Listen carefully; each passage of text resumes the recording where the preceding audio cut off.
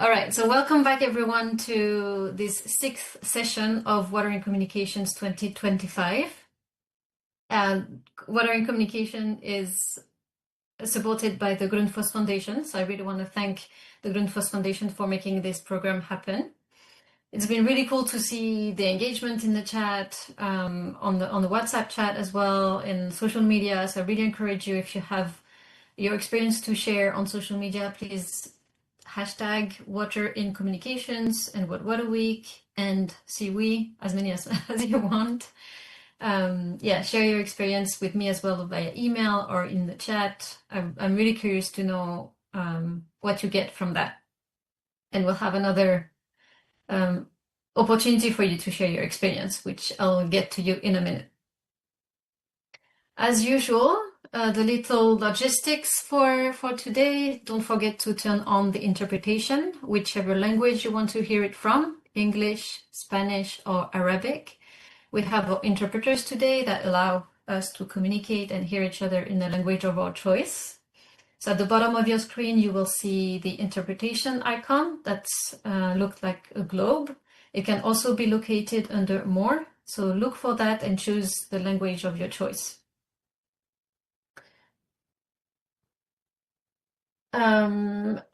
A quick reminder that the recordings are uploaded a few days after the session. We already have week 1 and week 2 ready in English, Spanish, and Arabic, so you can check this out.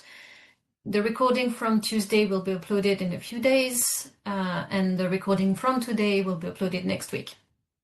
We just need to edit in the interpretation tracks. That's why it takes a few days, but you will get all the recordings eventually. Another reminder as well that we have this Google Drive. It's an open drive where you'll find material from the sessions. So you will have the slides, the session summaries, which are taken from the chat. So if you have resources, comments, reflections, anything you want to share with other participants, make sure to type this in the chat in the language of your choice. And then I'll capture that in the session summaries, add some links that you want to share, and you can find that in the Google Drive. You also have the full program, so if you want to see the past sessions, what they were about, and the upcoming ones, you can see that in the PDF program. And then we also have information about the open session on Thursday, 14th of August. For those who were not here in the past sessions, you should have received information about that in an email, but let me explain that to you quickly. So on the 14th of August, leading up to World Water Week, we will have an open session for you to present your Water in Communications project. So whatever story you want to talk about related to water and communications, leading up to World Water Week, a project that you really care about, that you want feedback on, collaboration, ideas, solution to challenges, feel free to submit your story in the Google form. We will share the link as well in the chat and in a follow-up email. You can submit your stories and we will select 5 of you to have a 5-minute presentations on the 14th of August. And then after that, you will be put in breakout rooms where you can share with participants who share the similar challenges, who have similar projects, who have ideas to contribute to your project. And hopefully there will be a session for peer-to-peer learning, meaningful networking, and collaboration. So share your story before the end of this program, before end of next week. And we will we will share the project and the people who are selected to do the presentations early July. Any questions about that, please email me as well. That's it for today. Well, for me, for my part, of course. I'll introduce the speakers for today. We will focus on investigative journalism. And I have the pleasure to welcome Khadija Kareem and Kehinde Ogunyale from DataFight. Khadija is a researcher and data analyst with a strong passion for data-driven storytelling. that drives social change and public accountability. She currently works at DataFight, where she leads evidence-based research and reporting on Nigeria's most pressing social economic issues, including inflation, climate change, gender equity, and public policy. Khadija has a background in economics and over 3 years of experience in data journalism and development research. She has produced numerous reports on inflation in Nigeria and supported numerous investigative and solution journalism projects. She will start today's session with an overview on how climate and environmental issues can be explored through data-informed investigative journalism. After Khadija's presentation, we'll have a more practical session to identify the value of data in storytelling, and that will be led by Kehinde. He's a skilled journalist and analyst and an academy trainer at DataFight. He uses data storytelling to hold government accountable and enhancing reports with data visualization and infographics. With over 700 journalists trained in data journalism and data visualization across Nigeria and other African countries, Kehinde also collaborates with newsrooms to establish data desks. As a passionate climate journalist, Kehinde has covered the climate crisis and solution in northern Nigeria, and he is a media fellow with the Climate Tracker, the AIJC, and others. He has participated in multiple journalism fellowships, received award nomination, and facilitated journalist trainings. His experience in conflict, business, solution journalism, and fact-checking. So welcome both of you, and the floor is yours.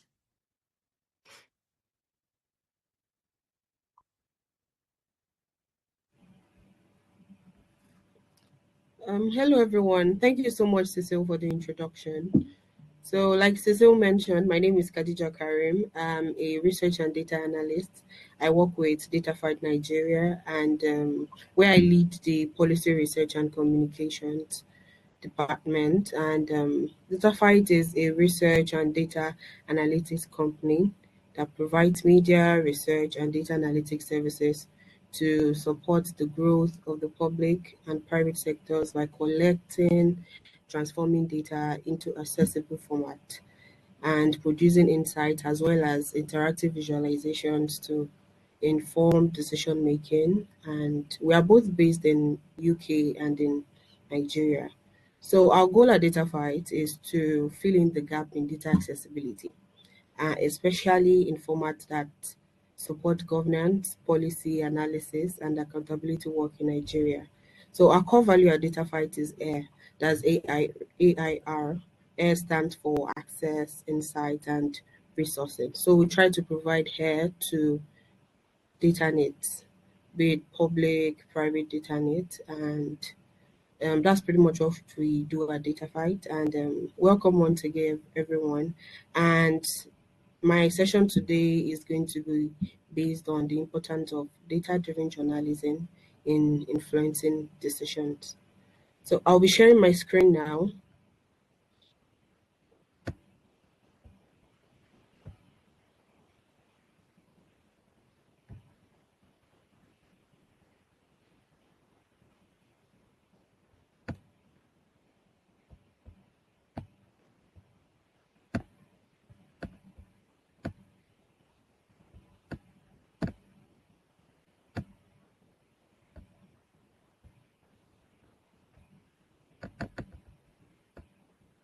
Okay, can you confirm if you can see my screen, please? Not yet. Okay.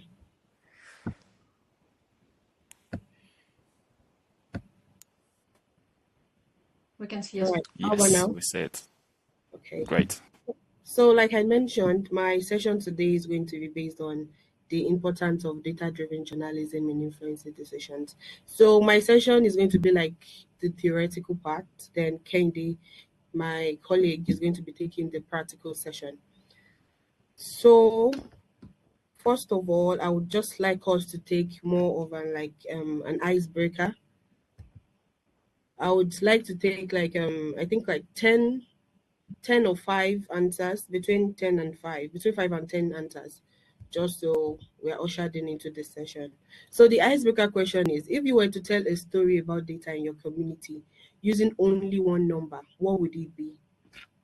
So everyone is free to answer the question. You can also maybe put the question in the chat box. And Cecile, would you be kind enough to help us read some of the answers out, please? Yeah, I'll look at that. I'll copy the question in the chat box as well. Okay, so if you were to tell a story about water in your community using only one number, what would it be?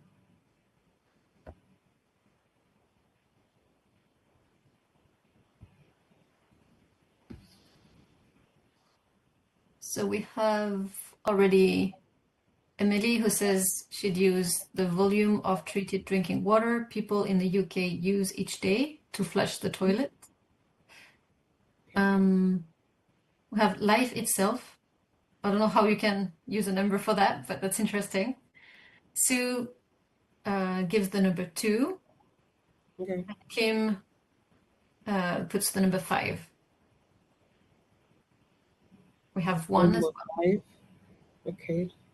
I imagine that should be maybe SDG. I'm not sure, but there's no wrong answer. They're all good attempts. Any other answers, please? We have 10, Okay. 6. We have 2 of 10, 2 out of 10 for going backwards. Might be related to the SDG as well. 7, 6. Life itself is the infinite number. Okay. And then we have more 1s and more 6. So probably SDG 6 as well. 1 for the individualism and the self-supply. So this question I asked is just to show us that data, no matter how small or big, actually has the power to give our story strength, credibility, and long-term influence. So, however, data isn't enough. Without journalism or storytelling, data often remains hidden, misinterpreted, or sometimes inaccessible.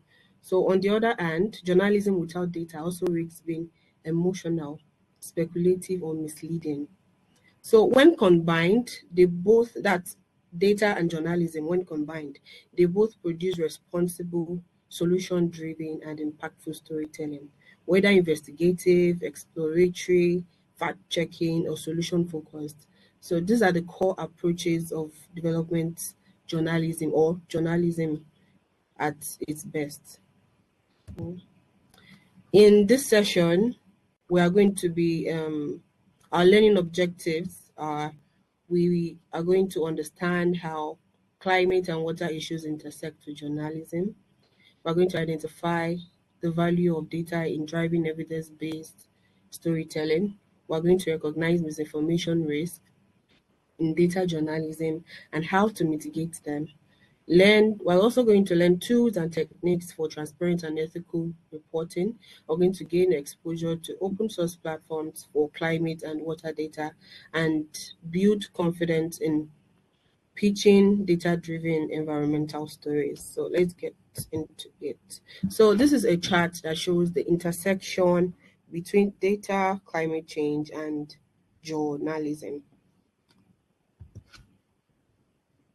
So, like I said, data plays a critical role in journalism because it allows journalism to reveal truths that are not always visible on the surface. So its data helps you quantify, verify, and visualize climate trends or water challenges.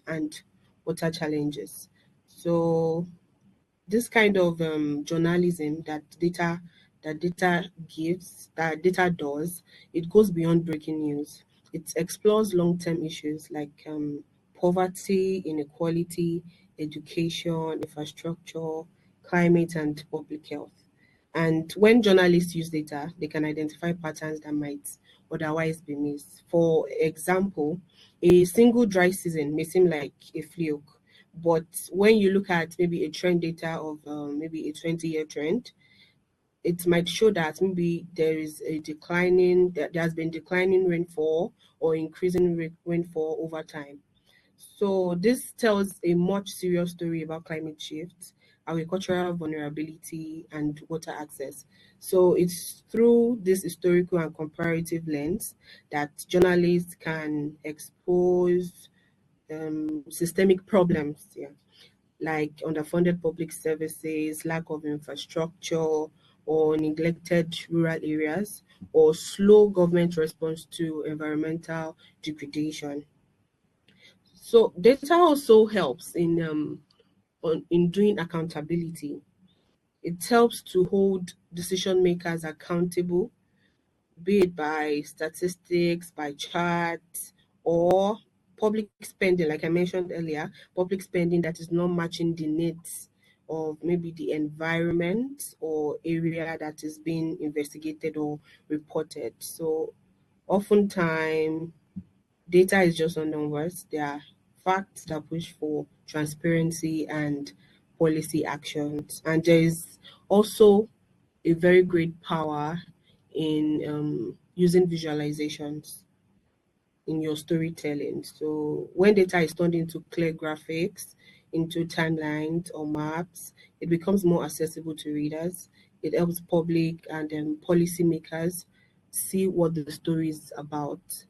A line graph, a bar chart, a map it can look more persuasive, or it can pass the message better than you just like throwing out the numbers or just throwing out words. So visualization is also a very important part of storytelling. So in this way, data doesn't just support your story, it becomes the foundation of your story, and it gives journalists authority, the reader clarity, and the issue of visibility, whatever issue you're trying to spotlight it. So moving on, well, this is a chart on the converging crisis of climate, water, and journalism. So earlier, I mentioned the intersection between data, climate change, and journalism. So here is converging crisis between climate, water, and journalism. So this intersection, it tries to capture the reality as climate change intensifies. Its most immediate and visible effects are often felt through water. That is through floods that displace communities, through droughts that destroy crops and limit access to clean drinking water. And water has become the front line in global climate emergency. So this this this convergent crisis, it moves beyond surface level narratives. It shows it's more focused on underlying causes, patterns, and implication. So by storytelling or journalism, you can tell groundbreaking stories in data by using maybe rainfall patterns, water scarcity maps, and infrastructure budget. So at the intersection of these three forces, climate, water, and journalism, lies the opportunity that shape how societies respond to most of the urgent challenges at hand. So when there is flood, that is like a very urgent crisis that spotlights the the effects or how bad climate change is in an area, or if there's drought, it spotlights how bad climate change is getting or how worse things are getting in terms of climate change. So moving on, we're examining where climate, water, gender, and health intersect. So I'm just trying to show you how there is intersection between climate, water, and journalism, climate, climate, climate change, journalism and data, and now water, climate, gender, and health. So, climate, water, and gender health are often treated as silos in reporting. So most times you have gender reports different, you have health reports different, but there's actually a relationship between climate, water, gender, and health. So let's take, for example, the issue of flooding. So, flooding is a water problem that is caused by climate change. And if you look at the gender perspective, I think there was a flood that happened in Nigeria in 2022. Data shows that more women and children were more affected, were more displaced than men due to this flooding. That is a gender angle. And in terms of health, people were more were more exposed to different diseases. There was a lot of waterborne diseases that people got exposed to. Even different types of insects, different types of animals came to were washed off to the land. So it put people at risk too. So that is an example of where climate, water, gender, and health, where they intersect in the issue of climate change. So this is a chart that shows the intersection between climate, water, gender, and health.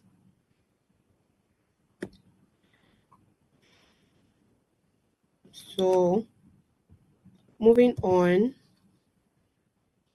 Okay, so we're going to,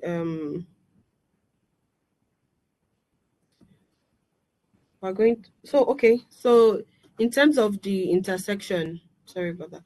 In terms of the intersection of climate, water, gender, and health, there are some framings that discusses how the intersectional is it phase, I would call it, yeah, the intersectional phase of these four sectors. So, the intersectional framing here is climate change intensifies water scarcity. That is an example. So, the example I gave earlier was the flooding that happened in Nigeria in 2022. So, here, this just tries to give a general overview of where the intersection is prevalent. So, here, climate change intensifies water scarcity, which disproportionately affect women, leading to health crises like waterborne diseases, maternal complications, and malnutrition. Women and girls bear the burden of water collection in many societies, reducing school attendance and economic participation, widening gender inequality. Health systems are vulnerable to climate shocks like floods or drought, with consequences such as, so this is just in a way related to the example I cited earlier, which speaks about how flood was able to answer the question of climate, water, gender, and health. Not necessarily a question, but seeing a climate perspective, a water perspective, a gender perspective, and a health perspective to one issue. So at the intersection of all this lies the issue, the SDGs, that's the Structural Development Goals. So for climate, that it's SDG 13 covers climate, and that's climate action. It means SDG 13 shows tackling climate change requires inclusive strategies that consider its ripple effect on water access, disease patterns, and vulnerable populations like women. So for water, SDG 6 covers water, that is access to clean water and sanitation. Water, the explanation for this is water insecurity driven by climate change affects health and imposes a burden largely on women and girls. So even from the SDGs, you can see that there's an intersection between these four sectors. And for gender, that is SDG 5. SDG 5, it covers gender equality. So the explanation for this is unequal gender roles in water collection and caregiving magnify the impact of environmental and health crisis on women. And for health, SDG 3 covers health, which is good health and well-being. And for this, climate and water stressors lead to increased disease outbreaks, maternal risk, and poor sanitation, especially in marginalized communities. So even from our structural development goals, you can see that none of these SDGs operate in silos. They are all interconnected. From the examples, from the explanation, you can see that um, through climate action, you're talking about vulnerable population, which is women. Through clean water and sanitation, you're able to it covers health, women and girls. Then gender equality, you're talking about the environmental and health risks of women that women face, and good health and well-being. You're able to talk about marginalized communities, climate, and also water-borne diseases and the rest. So we're moving on to crafting stories through numbers. So this is basically using how to effectively use the numbers that you see to craft stories. So earlier on, when I asked the question of what number would you give to tell a water crisis story in your community, some people said 5, some people said 6. So if you have the number 5, it's a data on its own, SDG 5. That is one data. Then you're able to maybe examine that. Where is our community in terms of SDG 5? What have we achieved? What is left for us to achieve? And how many years is it going to take for us to achieve SDG 5? So data doesn't just support a story, it is the story, and visualizing long-term patterns like rainfall decline or lake shrinkage can drive action, or showing a 20-year trend of declining rainfall. That's a powerful tool. So like I think I gave this instance at the beginning of the session where I said if like there's a case of rainfall, you can just go ahead and report it. But when you look at maybe the 20-year trend or 10-year trend, you're able to say there's been declining rainfall over time, or there's been increasing rainfall over time. So a practical example of this is use of satellite images to track lake charts reduction, and visualizing drought impact by mapping rainfall anomalies. So we're moving on to misinformation in the age of climate denial. So as climate change is becoming more visible and urgent, and I think in recent times, climate change is getting more attention and more people are getting more knowledgeable when it comes to climate change. We're also at the risk of climate misinformation. So this misinformation is often disguised as data. So you've probably seen a data that minimizes global warming, including statistics that downplays and using outdated data or cherry pick data. So cherry pick data here means looking at the data and using the data to tell what you want. So data is actually a powerful tool. You can use data to your advantage. So that is where bias is coming. So and it's called cherry picking your data. So misinformation doesn't just confuse, it corrupts narratives. And in development reporting, the stakes are high. A misreported poverty rate, an exaggerated climate figure, or misleading map of gender violence can shift public attention. It can affect public funding and even affect government action in responding to some of these issues, or diverting the attention of the government towards the wrong direction. So, because in data journalism, trust is your currency. So, for example, if you should, I'm pretty sure if I should ask like a number of us in this room, like where we go to maybe get international news. I know BBC would be part, CNN would probably be part, or Al Jazeera would be part of the examples we would be citing to get international news. So the reason we go to these outlets is due to trust. So imagine CNN or BBC or Al Jazeera one of these days just put out an information and it turns out that the information is misleading. So it kills the trust you have in it. So next time you see a news on that news outlet, you're at the back of your mind, you're You might just be like, is this correct? Can I rely on this? And sometimes misinformation is not just mistakes. Sometimes it's intentional, and it might be used to confuse maybe the public or to delay action. So sometimes to actually maybe, I think some governments actually tried to do this, correct me if I'm wrong. So maybe to mitigate the risk or to make a situation look less than it looks, or less harmful than it looks, they try to downplay the effect. So in that case, the misinformation is not a mistake. It is actually intentional to probably maybe not make people panic. But this type of actions would lead to people not prioritizing what they're supposed to prioritize, or taking measures that are supposed to protect them from some of these situations. So now more than ever, data can be weaponized. One misleading chart or wrongly statistic has the power to underestimate years of public awareness, campaigns, and scientific research.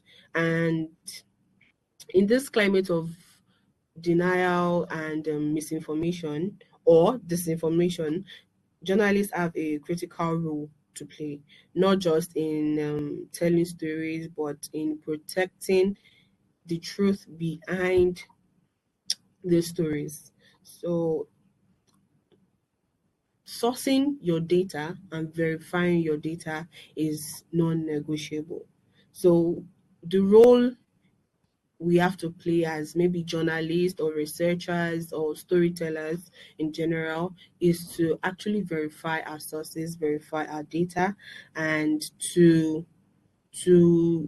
prove our data, to know where is the data from, where which methodology was used, who collected the data, and is the data current? Does it reflect the current realities?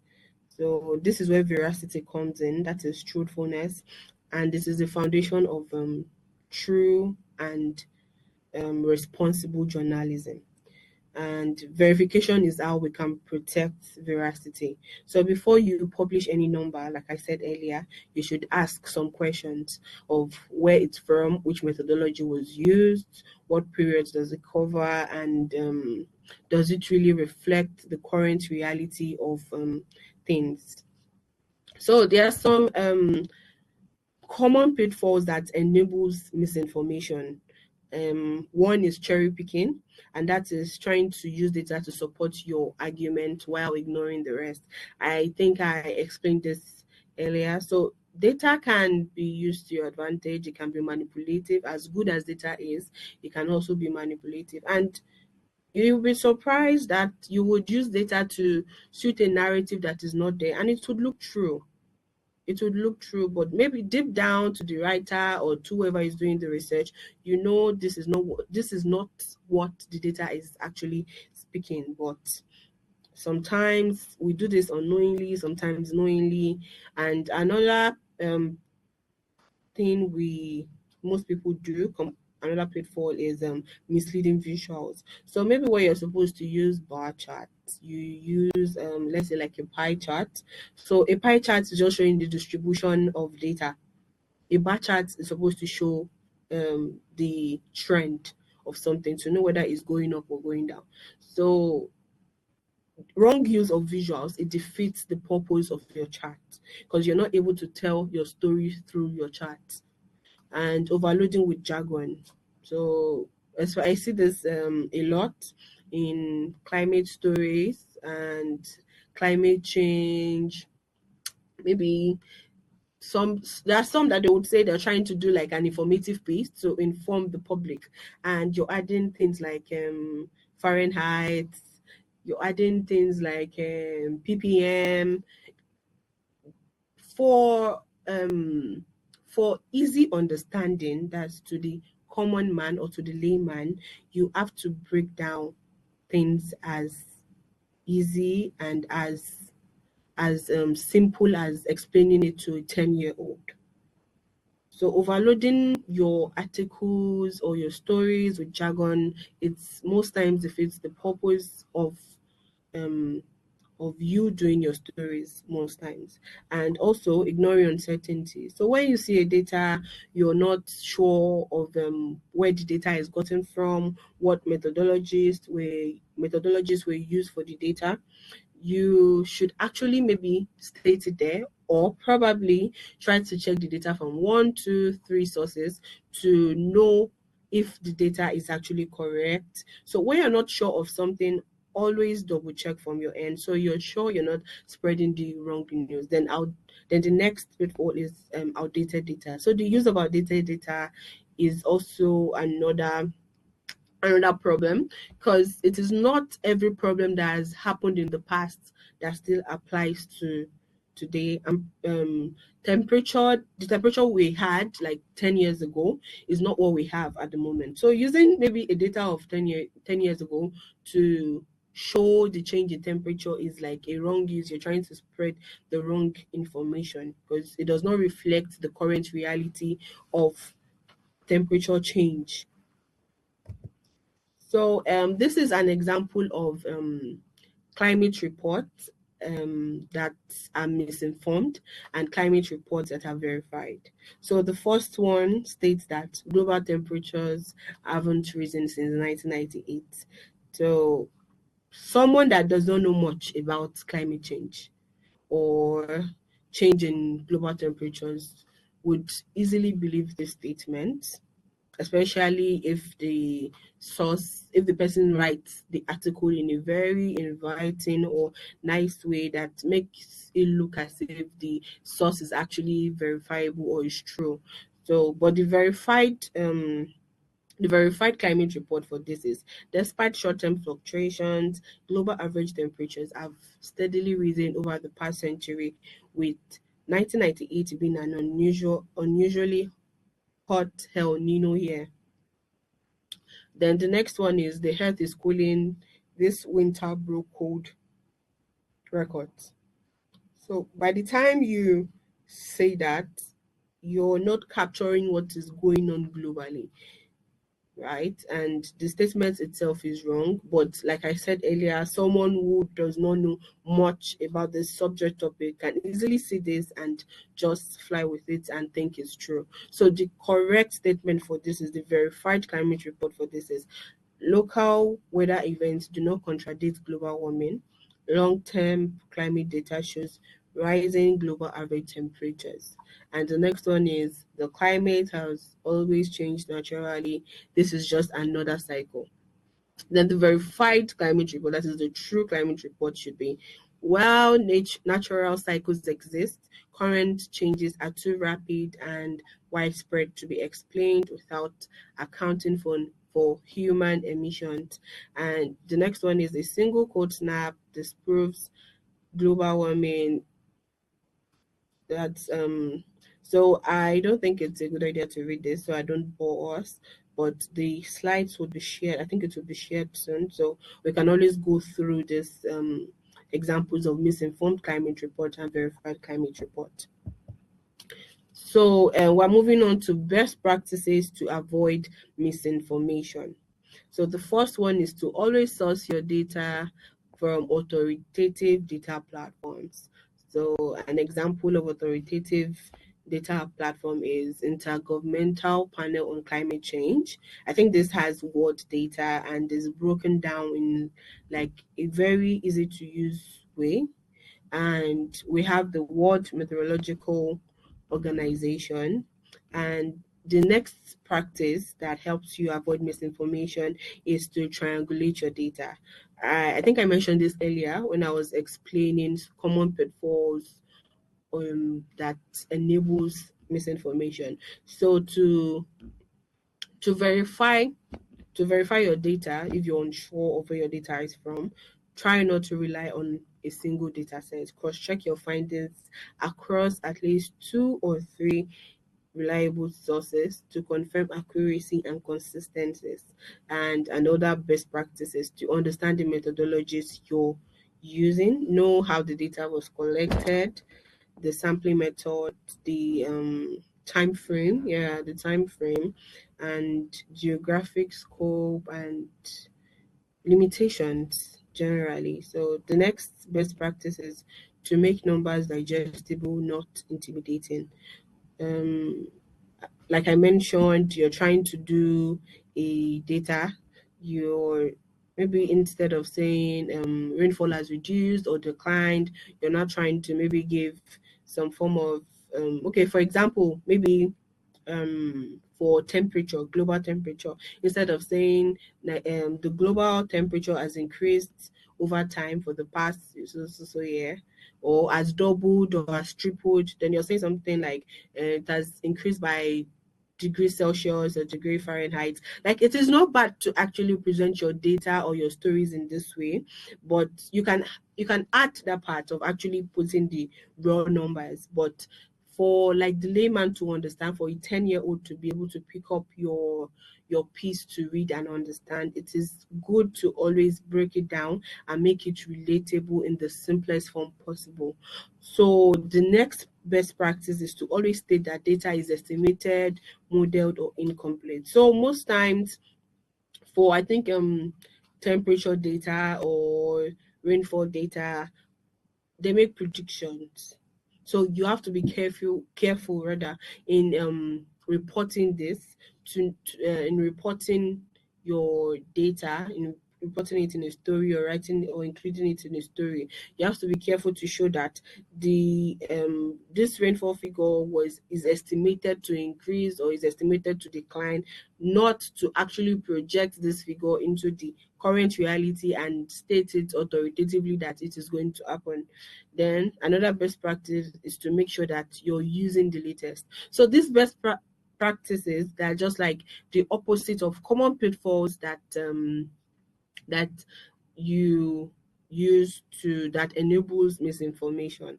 So moving on to how to interpret climate statistics. So this method, it helps you break down your climate statistics in the best way possible, and for you to be careful to in interpreting your data, not to pass on the wrong message. So the first one is numbers are only as useful as our interpretation, and you have to be cautious and curious when you're using them. The first one is to understand the unit. You have to understand what degree Celsius mean or what degree Fahrenheit mean. So that way you're able to break it down as little as possible, to explain your data in your story the best way you can. You need to have a level of understanding yourself. So another unit is part per million for CO2 emissions. So instead of saying putting ppm in your stories, you can always add parts per million, so you're clear, and you also have to understand it on your own part. Then the next unit that is important to understand is using USD or currency of the region you're reporting for the money value of costs, spending, or losses. I think this is explanatory enough. And another method, or the best practice for interpreting climate statistics, is learn to differentiate trends from snapshots. So I think I gave an example earlier where I said rainfall. So instead of um, putting out the data on rainfall during just one period, do a trend. So when you're doing a trend, it tells you the pattern over time. Why a snapshot is just capturing a single data point or year. So using trend tells progress or deterioration, and snapshot highlights urgency. So snapshot is just telling you what is happening at the moment, not taking into cognizance what has happened in the past. So you can use that to maybe buckle up to know what would happen in the future. So another method is to use averages, that is mean, medians, and ranges. Use them wisely where you're supposed to. So mean gives a general picture but may hide extremes. So mean is just the average, and median is less affected by outliers. Ranges show the spread, and extremes. So it's in statistics, I think it's often argued that range is the best method, that's the mode, is the best method for is the best average method for calculating averages.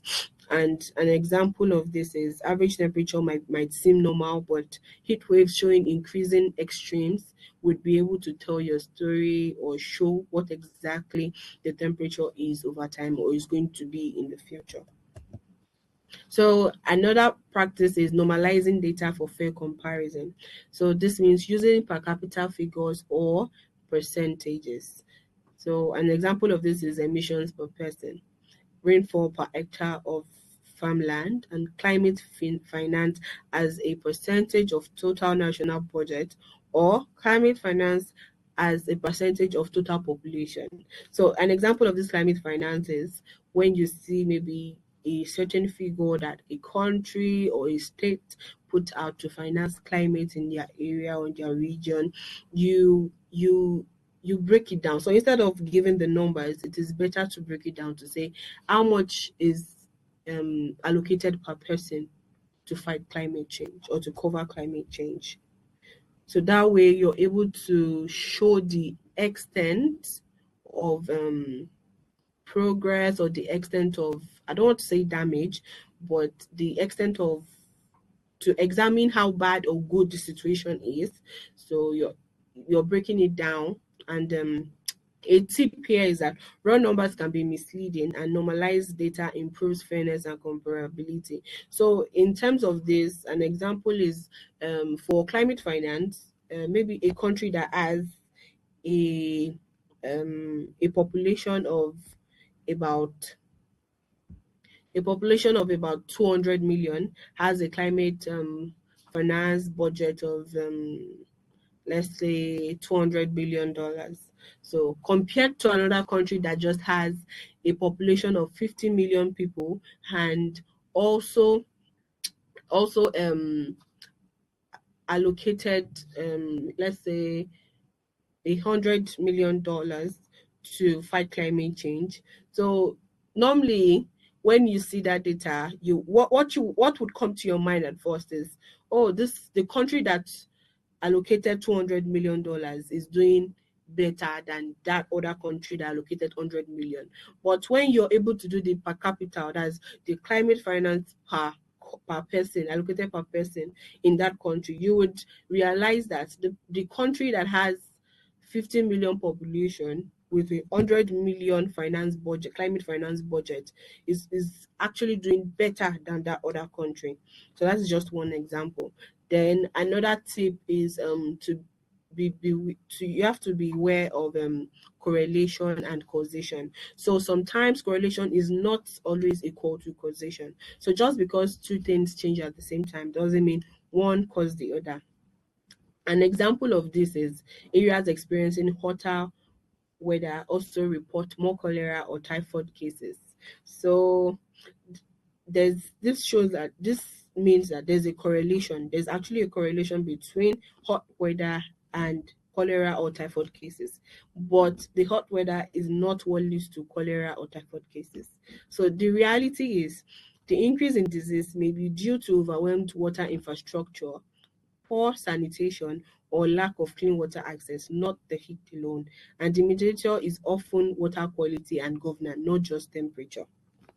So that is a practical example of two things, that is hot weather and cholera and typhoid cases happening together, but one is not the cause of the other. So we're moving on to transparency and trust. Transparency builds trust in a world where misinformation spreads fast and trust in media is declining. The how is just as important as the what, and transparent methods is equal to trustworthy reporting. So when audiences can trace how conclusions were reached, they are more likely to believe them. A good practical use of this is when journalists use open source tools and you're able to share your data sources. So for most times you would see any chat you see anywhere, they would include the source where they got it from. So this is a way to build trust, to let them, to show transparency that this is what I used. So you're able to even verify it from your own end in case there is maybe some form of doubt you're having towards that data or chat or information that chart or map or infographic is showing. So whether it's a Google sheet or a footnote in your chat or stories or analysis, it's always good because it's built trust and it's a way of inviting the public or the audience or whoever is reading into the process. So this does two things. It shows you have nothing to hide, one, and your audience is able to see your methodology, they're able to test your assumptions and trust your integrity. So someone that is able to see your source can always come back to say, okay, I know how this person got this, I know how this person did that. So the person can always come back to that, to you, for every other information, or is able to trust every other information you put out. So the second one is it democratizes knowledge. So tools like Data Wrapper or Tableau or Flourish, they help anyone to allow anyone to build chat. So if you, for example, if you build your chat with Data Wrapper and you embed your link and a user or your audience is able to just click on that link to get the data and use at that spot, that is you building a layer of transparency and trust. So and inviting them to also use the data. This is what democratizing this data means. And another method of transparency and trust is ethical responsibility.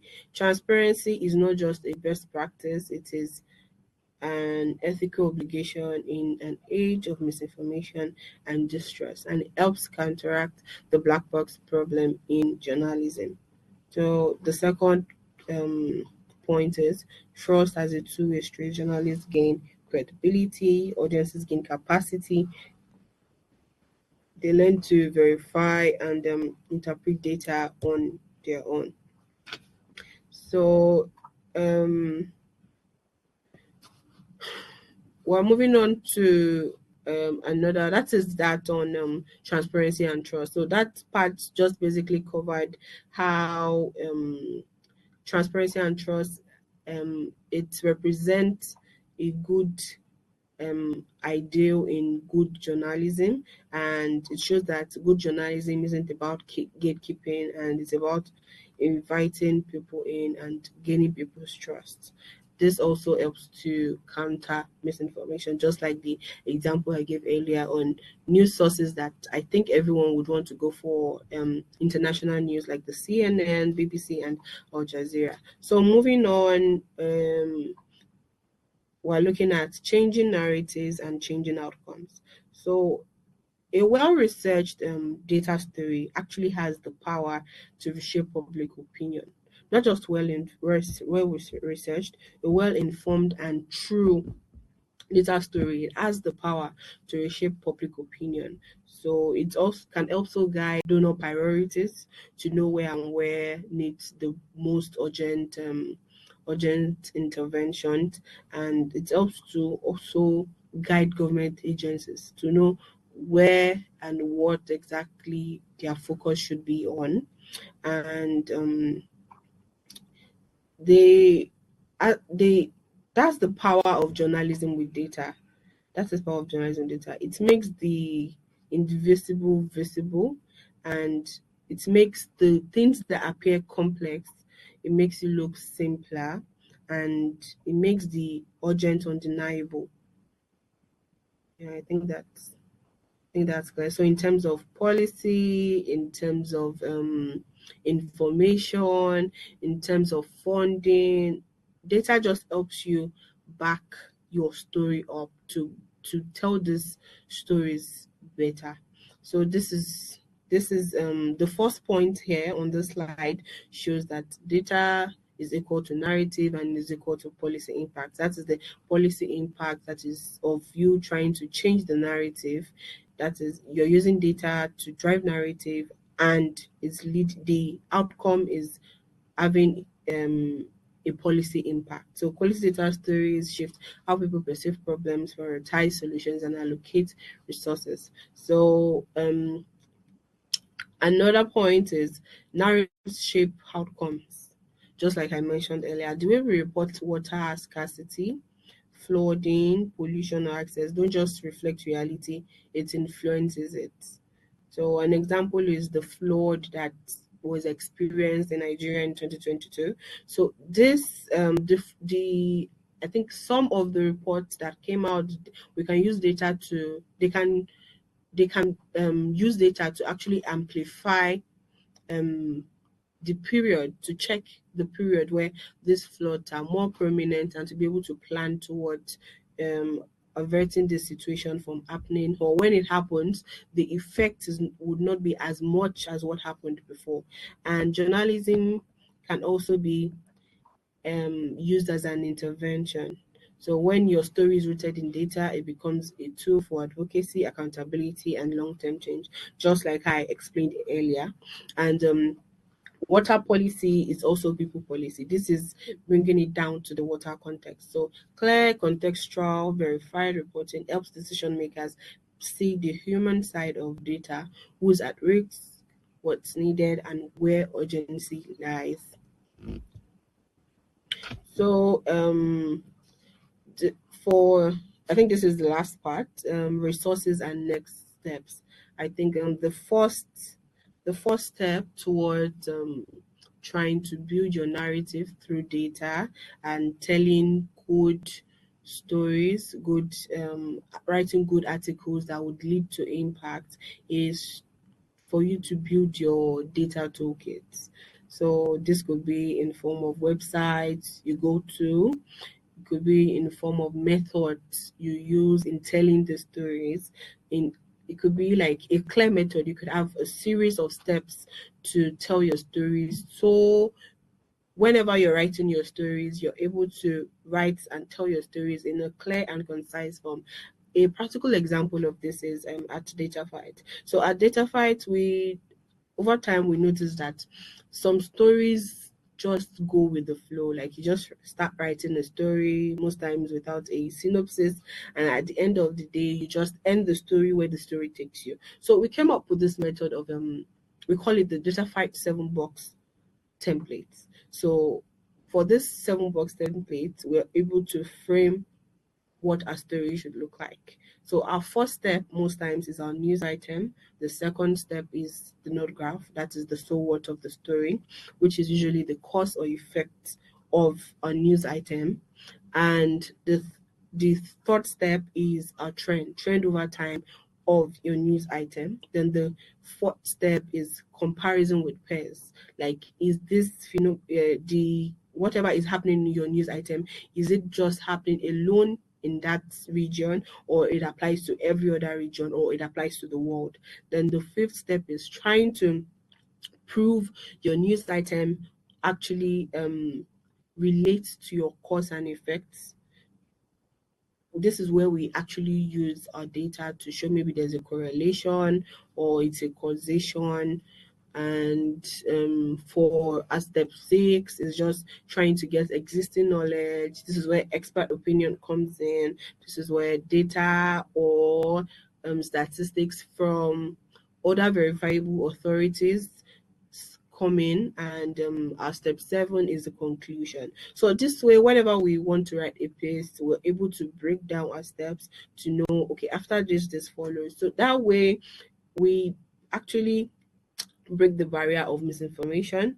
We break the there's no form of bias in whatever we do, because we have a step that guides us, and it's just inserting your story into those steps, and you have a clear and concise story. Sometimes it helps you clear the fog you have regarding any story that or article or data you come across.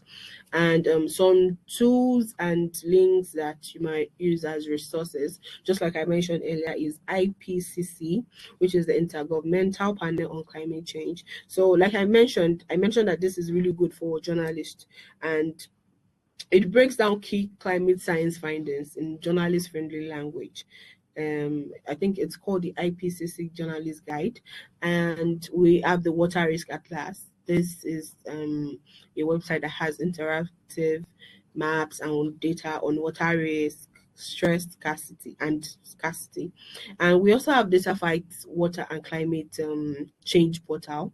So this website, we have stories there, we have data, and our website is it's right there.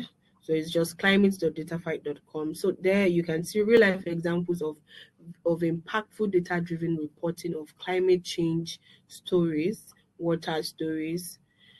And I think Kehinde would be able to shed more light on how you can build your tools, on how you can build your data story kits to be able to guide your story reporting and to be able to write your stories and articles in a clear and concise form, and also in a true form without misleading the public or disinforming the public. So thank you so much. Now I would like to take questions and answer and maybe reflections from the session.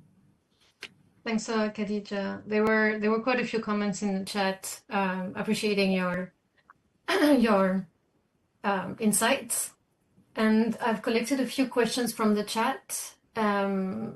Most of the a few of them relate to if you can explain a bit more about the methodology.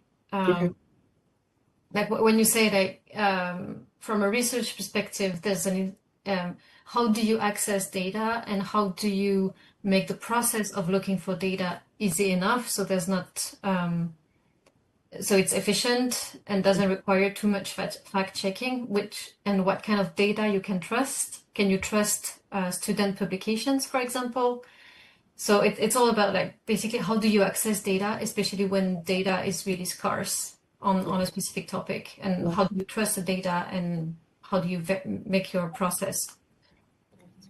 Okay, thank you so much. So for the question on how to get data and methodologies for data, that is where Kehinde's session comes in. His session would be able to answer those questions properly. But in terms of the question on whether to actually trust some data sources, especially from students or other sources that you might not trust, is to look at that is where looking at their methodology comes in. You look at for example, when you see a research, look at their sample size. If you think you can look at the data to see if the sample size actually covers or is able to tell the full picture of whatever the issue is they're trying to spotlight. So that is one method of looking at it. Looking at the methodology just helps you to understand this in general. I hope I'm able to answer that question. I think that was pretty clear. So the sample size, the bigger the sample, the more accurate the data. Not like bigger the sample. So, for example, maybe you want to do a research on the number of boys and girls in, let's say, the world, and you decide to use this meeting, people that attend this meeting, to judge that. That is like a wrong sample size. That is the wrong. It would give you the wrongest interpretation, the wrongest insight, or what's it called, insights basically into your data. So maybe looking at other examples of maybe meetings that happen, that is you increasing your sample size. So most times it's not always about the number, it's maybe about the coverage. I don't know if this is clear enough. It's about the coverage. It's not always about the number, it's about the coverage. That way you're looking at the geography of where the sample is from. you're looking at the attributes of the sample size. Yeah, totally. And then there was another question before we move to Kehinde's part about how do you communicate with remote communities that don't handle complex information, or they understand very well the water issues like scarcity and pollutions, but they don't necessarily have the backup information, the complex information to back it up. Okay, so in this case, this is where your infographics come in. Not charts, not maps, just use simple infographics. It could be just like a cartoon character, or just like a bunch of circles or lines just to show. That way, I think that way you're able to break you're able to break whatever information you're trying to give out. So I think one method I've learned over time to be able to know if my maybe chart or whatever I'm trying to do is able to communicate to the layman or to somebody that is not maybe as learned as maybe every other average person, is to maybe call a 10-year-old or someone who I know is not knowledgeable in that field to show them that what does this tell you without telling them anything. I'm just showing them that what does this tell you. So that way I'm able to test if my story or chart or whatever I'm doing would get to the right audience. And by the time it actually gets to that right audience, would they be able to understand? I see. Well, fantastic. I think you gave us a very good overview of how we can use data and what data can be used for. So thank you for that. I don't see any more questions in the chat. If you do have more questions later on, please type them in the chat, and then we'll find a way to address them. Yeah, I guess we can move to Kehinde's part then, unless you have anything you want to wrap us up with. No, that would be all from my end. I would hand it over. I would add the session over to Kehinde now. Thank you so much. Thanks, Khadija.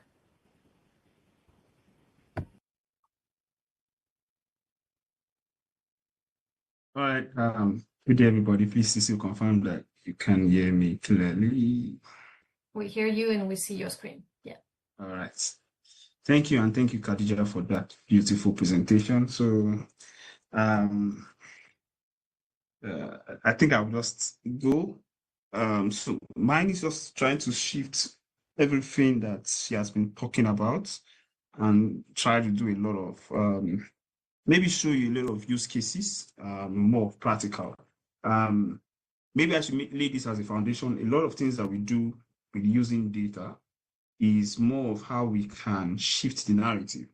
So shift the narrative mean that we're moving from being an informative journalist to an analytical journalist.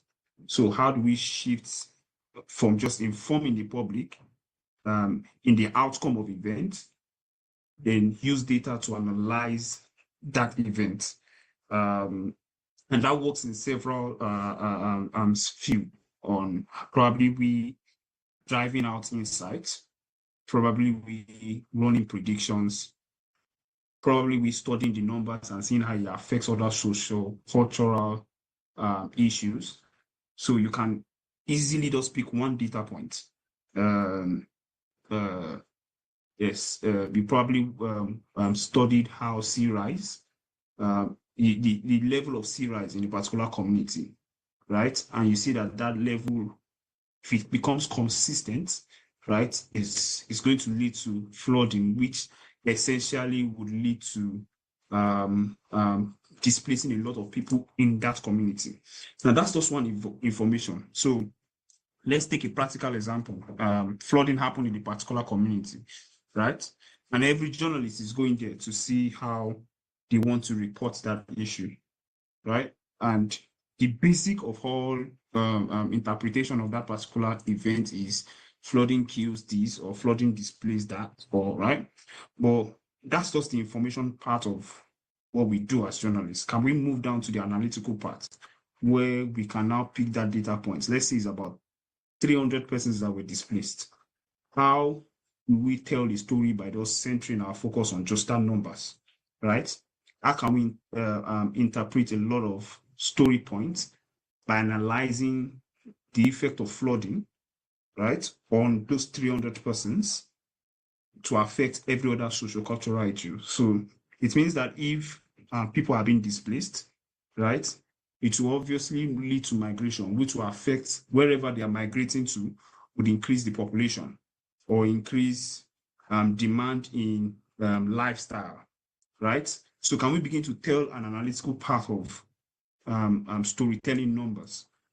If 300 people are going to are being displaced by flood in an event, right? Wheresoever they are migrating to would also bring a challenge to health, right? It will also bring a challenge to household living. It will also bring a challenge to education, right? Probably they have abandoned their school. So it also automatically means that the children will have to start up a new school. They have to settle down, right? What if the flooding destroyed a lot of houses and market squares and the likes, right? If these people have to come back, it automatically means that they have to start again. And if inflation goes up, right, it means that they will be spending more to settle down at their displaced community. Now, top of my head, just written one event I've already described like about 4 angles to different stories, right?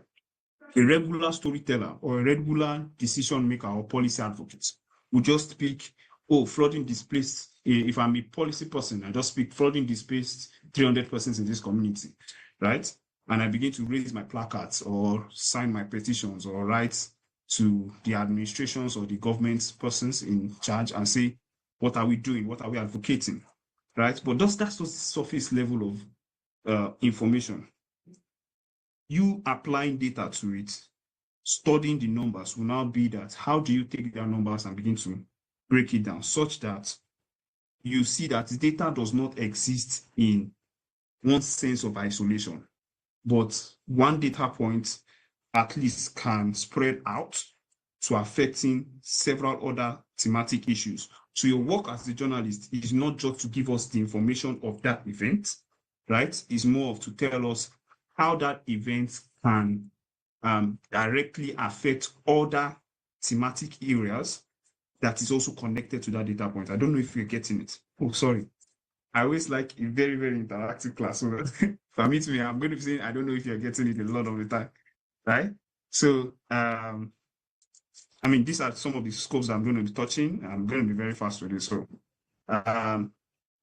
that would mean that if we see an event, right, questions that come to our mind is where can we find the data, right? What do we do with the data? And how do we interpret it, right? So we helped you out with data sourcing, right? We're going to be sharing a link later that you can download a lot of databases. There are a lot of databases that speaks to data sourcing, right? But analyzing it is where your work as someone who is working with data. So I don't want to assume that every one of us are data journalists, but such that even we as data journalists, analyzing is where our strong hold coming, right? To say that every interpretation that we need to do starts from the analysis that we make, right? And we'll be seeing several forms of how we can just analyze, just several forms. For interpretation level, it has to just be 2, right? Either you're storytelling it, right? Or you're visualizing it, right? So I always say to people that you can always interpret an event 2 ways, and Khadija has also made mention of it. Is that you storytell that event, right? Or you put it in pictures, charts, maps, such that it resonates with whosoever is your public, right? And this is just, I mean, I don't need to talk about this, just different type of ways we'll see what's about. Let's go down to the main first step of how we interpret data trend and data sets. So number 1 is looking at trends. So I'm going to be moving around. Let's see. I'm going to try to move around. Can you see this? Can you see this spreadsheet? Yes, we can. All right. So let's say you have, and I used to make this joke actively 2-3 years ago when I was working in a newsroom. what my boss would do to me is give me a lot of spreadsheet like this without no context to what I'm doing, and just tell me, can you create a story out of this spreadsheet, right? The first thing I do is probably read about it. What is this spreadsheet trying to tell me, right? Oh, this spreadsheet was gotten from water conflict chronology. So I just script out this data so that to avoid, right? So automatically, this is just telling us different conflicts in different areas, right? That has been affected by water, right? Sorry, different conflicts in different areas that, where it was water that started it off. So it might be probably water scarcity or availability of water, should I say, sorry, water scarcity or inavailability of water. It might be flooding. It might just be a lot. What this particular data set is telling us, right? We might look at it and just be like, oh, this is a big map. There's a lot of water conflict in Africa than in probably other Asian countries or other Europe countries. But on a larger scale, right, you are only giving us the first-hand information to this particular data, right? So any journalist that sees this will already tell 2, 3, 4 information story, right? There's more water conflict in Africa than in the Asian countries or in the Europe countries, right? Any other person that sees this, or a policy advocate that sees this, right, to want to be like,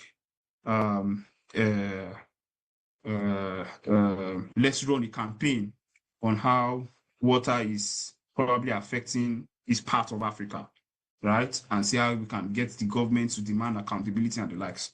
But we are saying that you can't only reach that data set as just that informative level.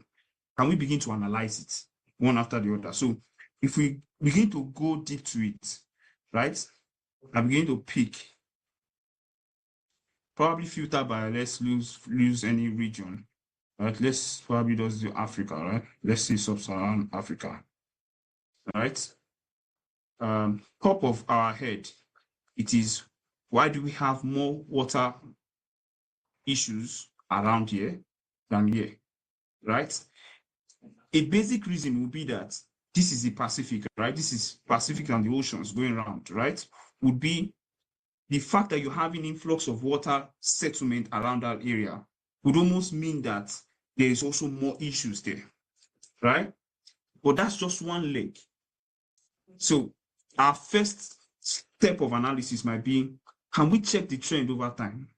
Checking the trend does not only just tell us that this is a pattern at which this particular data has, or this particular issue has been happening, but we can also use it such that we can predict that if this issue is not solved, right, there are challenges that might happen in the nearest 5 to 6 years. So this is me saying that the whole ideology of climate change, right, started because a group of persons or a group of advocates or a group of journalists or a group of CSOs or international bodies started monitoring patterns, right? Those patterns are what they used to create what they now said, okay, what is the problem, or what is the problem, or what is the solutions that we can render. So the problem is, in the next 5 years, 2030 or 2060, right, or next 10 years, right, if we don't solve this issue, this might happen to us. This might happen to us, right? The development is, how do we now begin to speak to government bodies? Can we sign a contract? All those patterns are different trends that were monitored by this group because they have observed it over time. So can we pick one data point and say, let me use Nigeria because, that's where I come from. The fact that we have these issues around this place, what are the likely chances that social community in the next 2 years will also develop this particular issue, right? Can we begin to monitor it over time? I'm going to show you a lot of practical. So let's just stay here first. So just stay with me a little bit, right?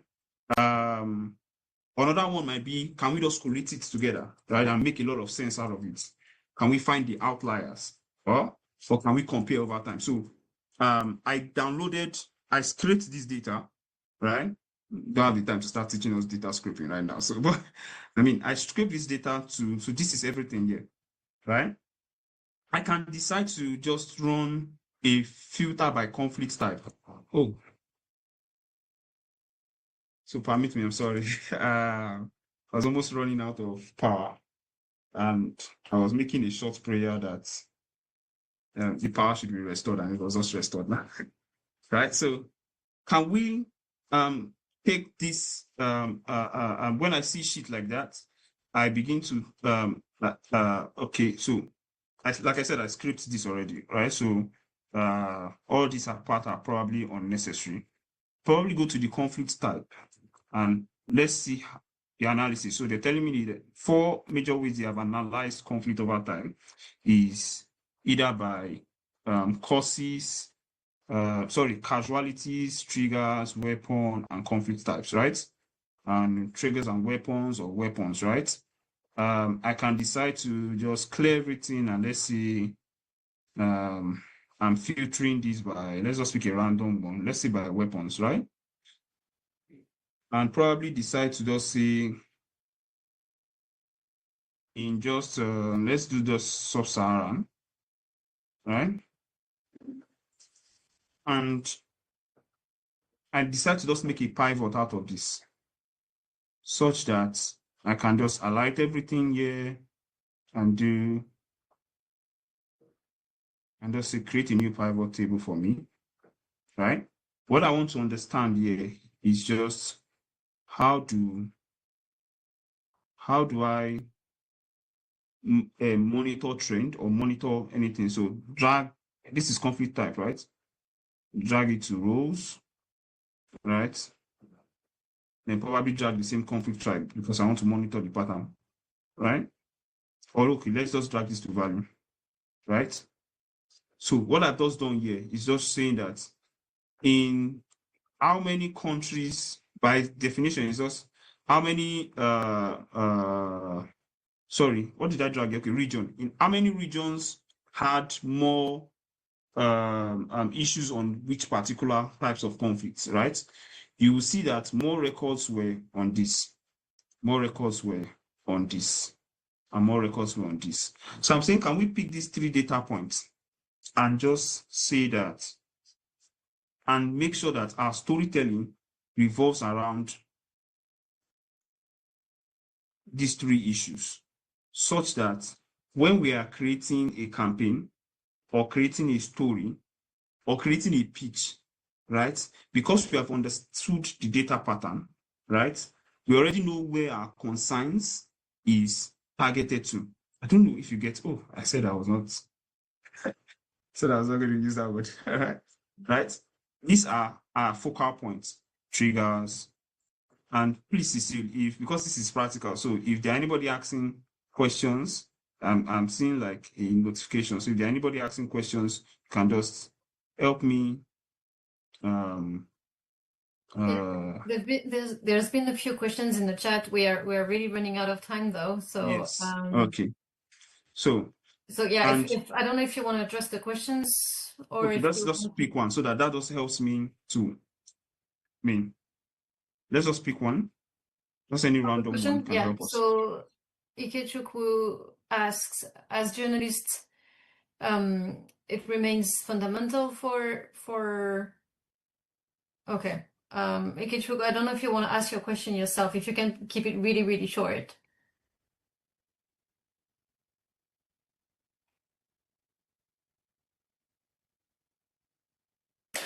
Maybe I can come in there and say his question is basically around organizations that can help maybe undergraduates or different groups of people to understand data mining in marginalized communities. Okay. So so I think the first answer to it is going to be what issues first matters to those communities first, before you can start looking at the issue. Let me tell you how I do mine, right? And this is going to speak again to a question that someone asked to Khadija.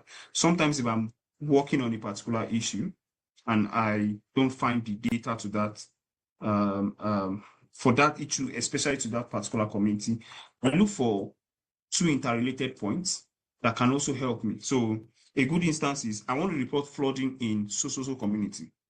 I can't find the number of people that have been affected by flooding in that community, right?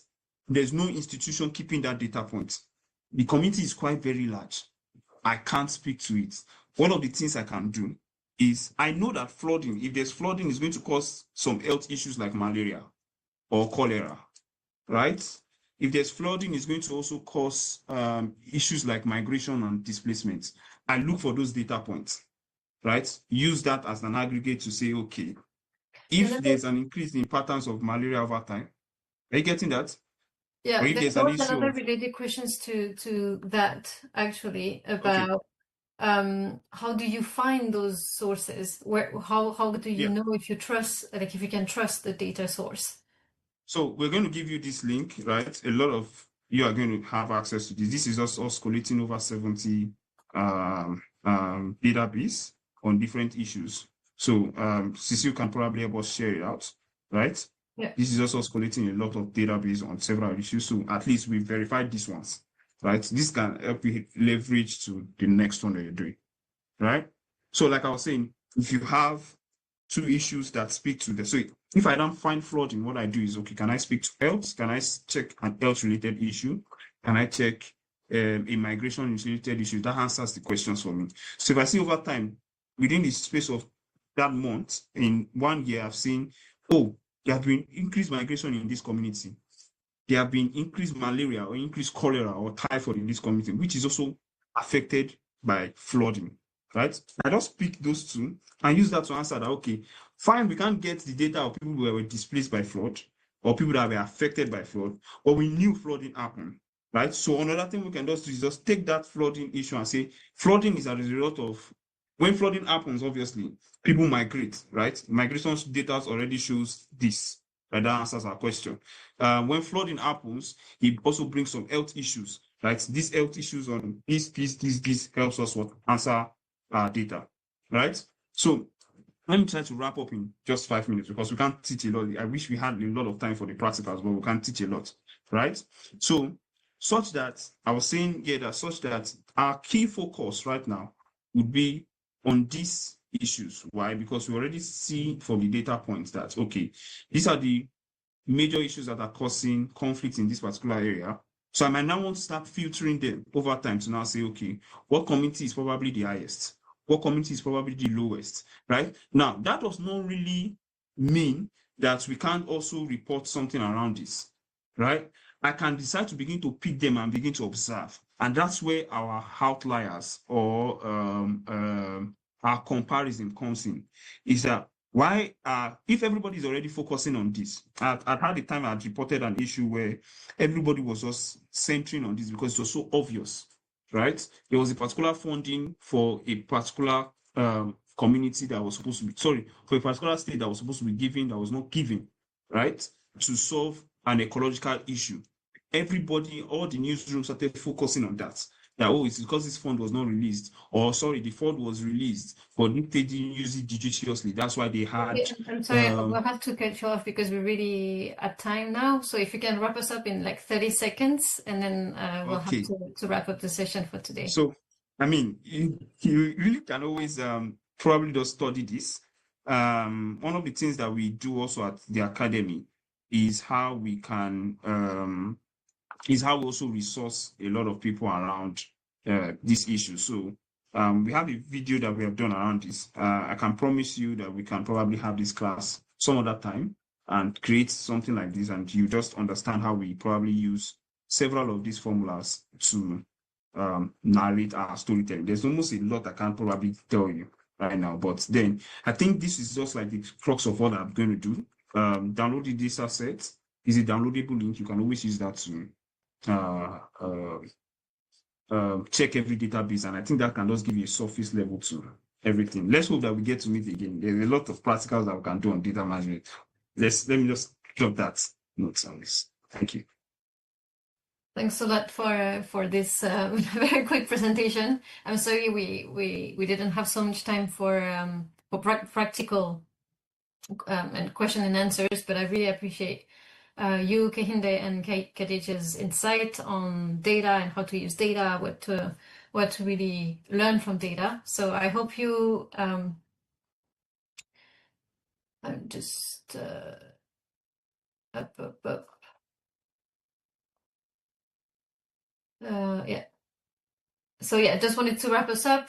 Thank you, Kehinde. Thank you, Khadija. Thank you all for your attention. Thank you, Grundfos Foundation, for making this program possible.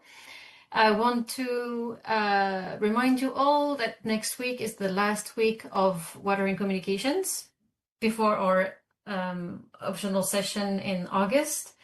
Next week we'll have a panel with a person from Coca-Cola and a farmer from Peru, and that would be facilitated by Paula Hernandez, who's Young Scientific Program Committee of World Water Week, and she's based in Mexico. So it promises to be a very interesting discussion. And the last session of the program will be with Max Boykov about how to use comedy in climate communications to drive action. So I really hope to see you next week, same link, same time. And if you have any questions, all the presentations are already in the Google Drive from today's presentations. Recordings will be uploaded next week, and we'll share more information about August 14th session. Thank you all, and we really look forward to your feedback on this session. Thanks, and have a good rest of your day. Next words, careful. What?